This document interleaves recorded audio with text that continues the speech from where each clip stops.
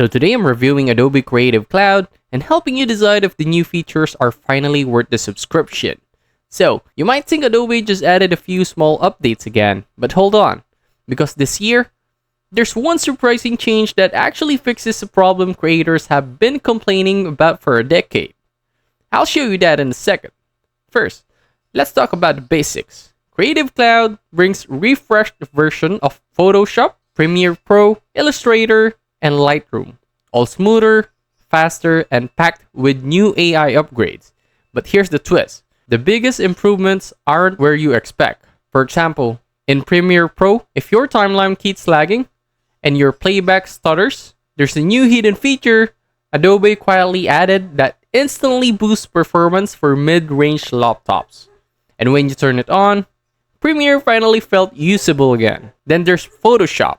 You've probably seen AI fill before, but the 2026 version allows multi-object edits that look almost too real. You can remove an entire background, relight the object, and extend the frame all in seconds. This is one of those, wait, how did you do that? Moments you'll actually use daily. But before I get the biggest change, let me address the question everyone cares about. Pricing. Yes, Adobe still uses the subscription model. Yes, it's still expensive, but this year, they introduced something unexpected. Flexible AI credits that finally stop power users from getting throttled mid-project. Now, that feature I mentioned earlier, Adobe redesigned sync across devices, meaning no more random missing files, no more corrupted cloud projects, no more version conflicts.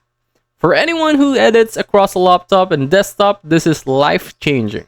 So, is Creative Cloud worth the sub? If you rely on Photoshop and Premiere for work, this is the most meaningful update in years. If you're a casual creator, the improvements are nice, but it's not really essential. And that's it.